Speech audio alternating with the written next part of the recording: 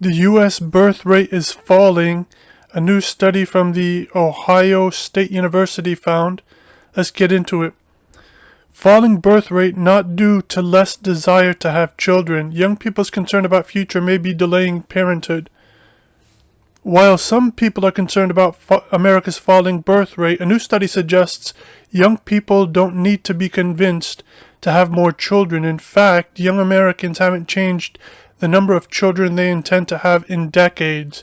Women born in 1995 to 1999 wanted to have 2.1 children on average when they were 20 to 24 years old, essentially the same as the 2.2 children that women born in 1965 to 1969 wanted at the same age, the study found. Still, the total fertility rate in the United States was 1.71 in 2019, the lowest level since the 1970s. What's going on? The results suggest that today's young adults may be having a more difficult time achieving their goals of having children, said Sarah Hayford, co-author of the study and professor of sociology at the Ohio State University. The data in the study can't explain why, but the results fit evidence indicating that young people today don't think now is a good time for them to have children. It's hard to have children in the United States right now, said Hayford, who is also director of Ohio State's Institute for Population Research. People feel more worried about the future than they might have been several decades ago. They worry about the economy, child care, and whether they can afford to have children. Hayford conducted the study with Karen Benjamin Guzzo, professor of sociology at the University of North Carolina at Chapel Hill and director of the Carolina Population Center. Their results were published online January 10, 2023 in the journal Population and Development Review. The researchers used data from the National Survey of Family Growth, which has been asking people about their childbearing goals and behaviors for several decades.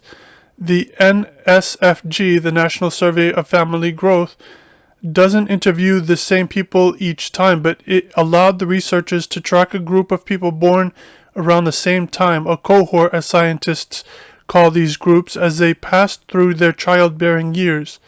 They looked at 13 cohorts of women and 10 cohorts of men between the 1960s and the 2000s. They were all asked how many children they intended to have, if any.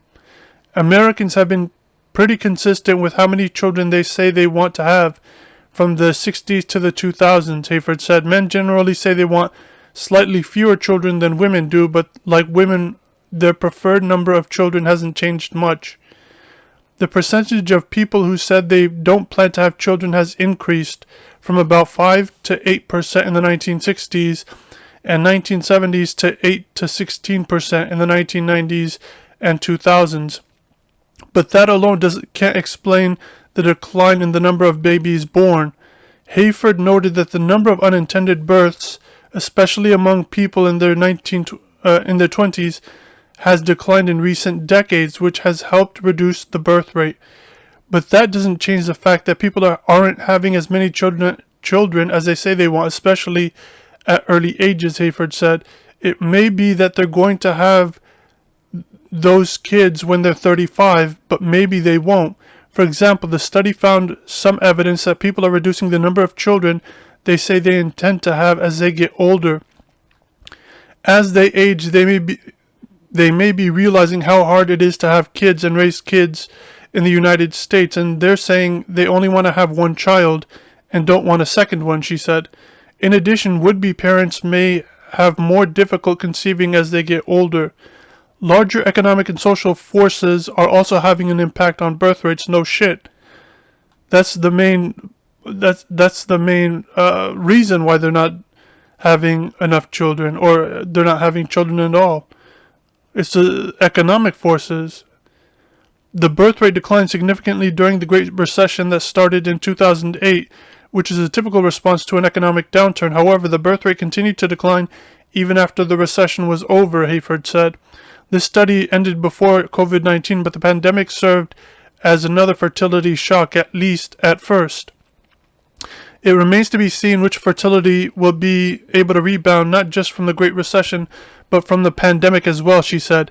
For those who are concerned about America's dropping birth rates, this study suggests that there is no need to pressure young people into wanting more kids, Hayford said. We need to make it easier for people to have the children that they want to have, she said. There are clear barriers to having children in the United States that revolve around economics, around child care, around health insurance. The research was supported by grants from the Eunice Kennedy Shriver National Institute of Child Health and Human Development. So this study is stated the freaking obvious. They don't want to have kids, and it's not because, I mean, they can't have kids, and it's not because they don't want to have kids. They obviously still do want to have kids. It's the economic and social forces that they talked about. In terms of the social forces, they mentioned child care, which is also an economic thing, but also health insurance, a socioeconomic thing. I did a few videos. One was about homelessness. Another one was about Americans' outlook for 2023, this year. And in that video, I noted that most Americans, 80 to 90%, believed that the economic situation was going to get worse this year, 2023, and that they were going to pay more taxes, and the economy wasn't going to get any better. Inflation was going to get high, and all of that stuff. And so it's not surprising to me, after doing all of this research and doing all of this reading, that they don't want to have children.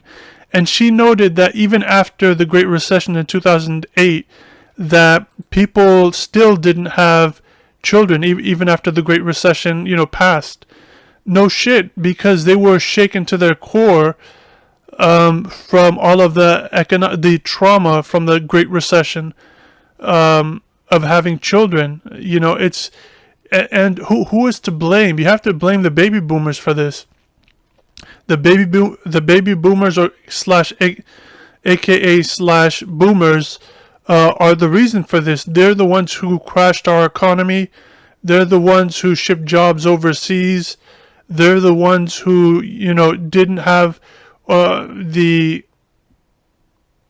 gumption and the balls to create a stronger social safety net that includes this healthcare insurance that they're talking about, that includes child care, that has a stronger economic social safety net for everybody, especially the working class and the impoverished. And so it's not surprising to me that they don't want to have children.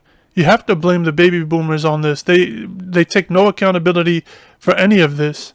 She also said that younger people are concerned about not being able to afford children.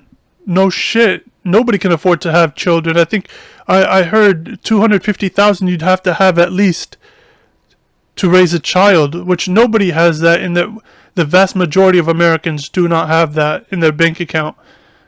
And so we can't even afford a house with the rising prices of housing. So how are we going to shelter children, or a child, multiple, one, or let alone multiple, if we can't even shelter ourselves? And that's largely due to the policies of the boomer generation. The study also mentioned something interesting. They said, as they age, they may be realizing how hard it is to have kids and raise kids in the United States. So that's another social element that is underrated. The United States is a terrible country to have children in.